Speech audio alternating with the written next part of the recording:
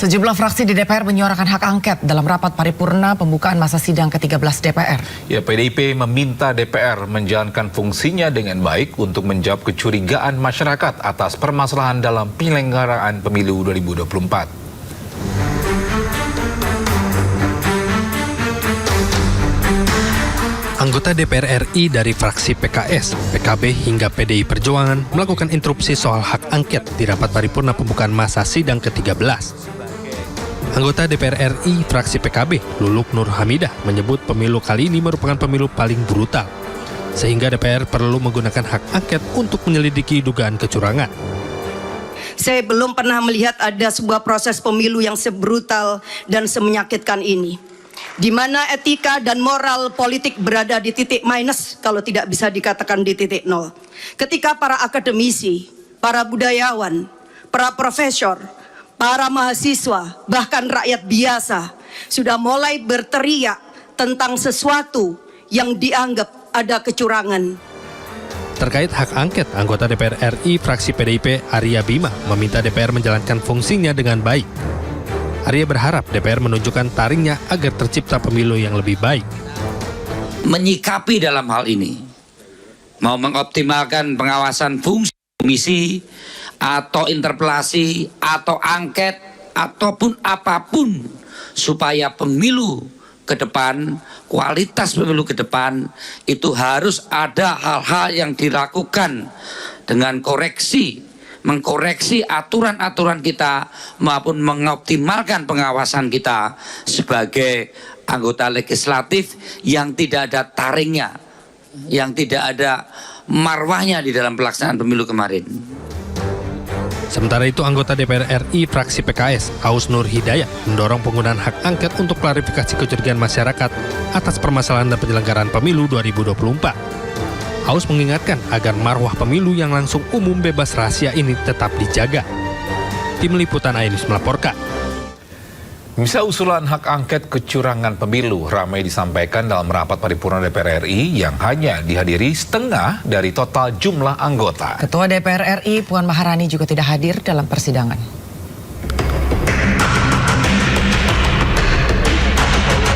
DPR RI menggelar sidang paripurna ke-13 pembukaan masa persidangan 4 tahun 2023-2024. Namun sidang hanya dihadiri 290 anggota DPR karena 285 anggota lainnya tidak hadir. Sementara itu, kedua DPR RI, Puan Maharani juga absen lantaran tengah mengikuti kegiatan di Prancis. Di awal sidang, anggota DPR RI dari fraksi PKB, PKS, dan PDIP melakukan interupsi dan meningkatkan DPR agar segera menggunakan hak angket dalam menyikapi dinamika pemilu 2024, terutama terkait dugaan pemilu curang. Mengklarifikasi kecurigaan dan praduga masyarakat atas sejumlah permasalahan dalam penyelenggaraan pemilu 2024. Alasannya, pertama, perlu diingat bahwa pemilu 2024 merupakan momen krusial bagi bangsa Indonesia. Gelaran demokrasi ini harus tetap dijaga agar terlaksana dengan langsung, umum, bebas, rahasia, jujur, dan adil. Kedua, munculnya berbagai kecurigaan dan praduga di tengah masyarakat perihal terjadinya kecurangan dan pelanggaran dalam penyelenggaraan pemilu perlu direspon DPR RI secara bijak dan proporsional. Hak angket adalah salah satu instrumen yang dimiliki DPR dan dalam Undang-Undang Dasar, dan undang-undang bisa digunakan untuk menjawab kecurigaan dan praduga itu secara terbuka dan transparan. Hak angket adalah salah satu hak yang dimiliki DPR untuk menyelidiki pelaksanaan undang-undang atau kebijakan pemerintah yang menyangkut hal penting, strategis, dan berdampak besar bagi bangsa, negara, dan rakyat. Meski hak angket tak bisa serta-merta mengubah hasil pemilu, namun hak angket diharapkan bakal membuktikan adanya praktik kecurangan dalam pemilu. Tim Liputan Ainus melaporkan.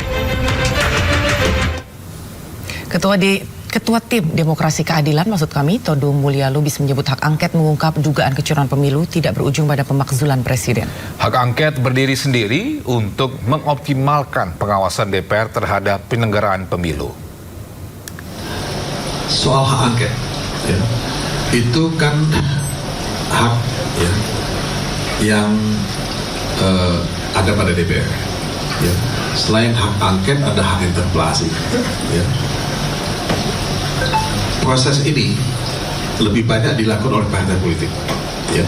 Kalau fokus saya lebih pada permohonan PHPU di Mahkamah Konstitusi.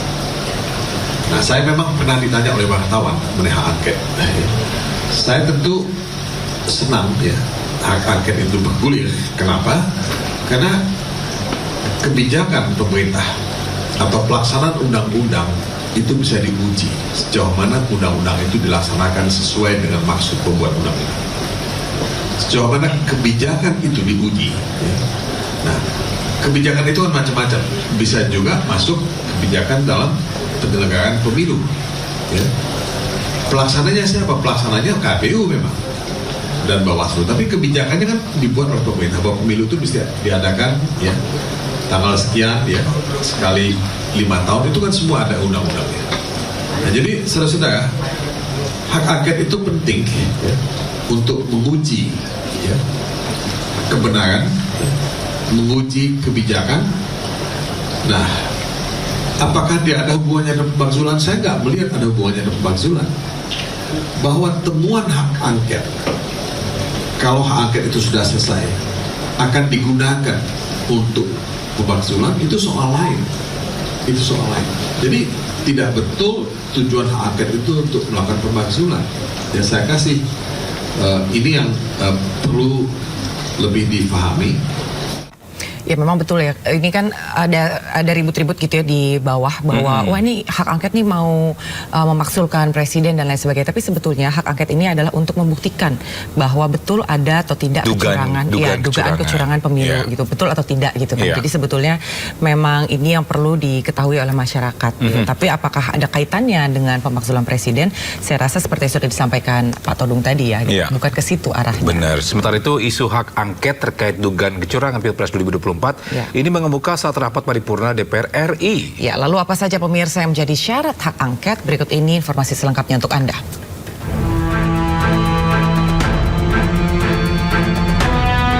Dewan Perwakilan Rakyat memiliki 3 hak utama, yaitu hak angket, interpelasi, dan menyatakan pendapat. Ketiga hak ini tercantum dalam Undang-Undang Dasar 1945 Pasal 20A. Hak angket merupakan hak DPR untuk melakukan penyelidikan terhadap pelaksanaan suatu undang-undang atau kebijakan pemerintah yang berkaitan dengan hal penting, strategis, dan berdampak luas pada kehidupan bermasyarakat bernegara yang diduga bertentangan dengan peraturan perundang-undangan. Mengutip pasal 199 Undang-Undang Nomor 17 Tahun 2014, hak angket wajib diusulkan minimal 25 anggota DPR dan lebih dari 1 fraksi. Pengusulan hak angket harus disertai dokumen yang memuat setidaknya materi kebijakan dan atau pelaksanaan undang-undang yang diselidiki dan alasan penyelidikan. Usulan hak angket diterima jika mendapatkan persetujuan dalam rapat paripurna DPR yang dihadiri lebih dari setengah jumlah anggota DPR. Keputusan hak angket diambil dari persetujuan lebih dari setengah jumlah anggota DPR yang hadir dalam sidang paripurna tersebut.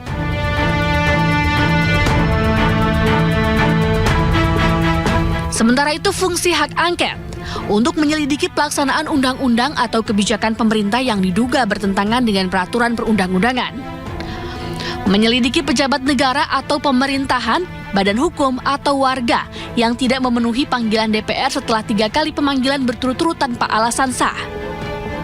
Menyelidiki pejabat negara atau pemerintah yang mengabaikan atau tidak melaksanakan rekomendasi DPR terkait kepentingan bangsa dan negara. Selanjutnya, menyelidiki pejabat yang tidak melaksanakan kewajiban, keputusan, atau kesimpulan rapat hasil kerja Komisi DPR dengan pemerintah. Tim Liputan iNews melaporkan. Dan sementara itu pemirsa, pakar politik Effendi Ghazali mengungkapkan hak angket ini merupakan hak DPR dalam mengungkap kecurangan pemilu. Ya, namun ia meragukan soliditas partai pendukung hak angket dalam membongkar kecurangan pemilu yang sistematis. Nah, saya mau bayangkan begini, sebelum saya mulai, saya mau bayangkan kalau saja, ini kalau saja nih, pelan-pelan nih, yang menang menurut quick count ternyata jadi kalah, yang kalah menurut quick count sekarang ternyata dalam posisi yang menang gitu ya terbalik, lain nggak suara-suara yang ada di panggung ini gitu. Lain nggak gitu ya? Hak angket boleh nggak? Boleh. Itu penting hak angket itu untuk mengetahui kecurangan pemilu bisa gitu nggak kita tuh ya? Bisa banget. Saya khawatirnya gitu loh. Saya katakan itu. Iya, nggak, saya khawatirnya gitu. Kalau sekarang kan lagi menang, lain lagi perasaannya. Kalau lagi kalah, lain lagi perasaannya gitu. Nggak itu. Nah, karena itu saya gembira nih. Saya ngeliat Bang Ade Armando ya, tadi duduk di tengah-tengah jaket kuning lagi. Mudah-mudahan hatinya seperti teman-teman mahasiswa kembali. Dan kami bersama-sama mengatakan bahwa hak angket itu boleh kok gitu. Betul ya? Hak angket itu boleh.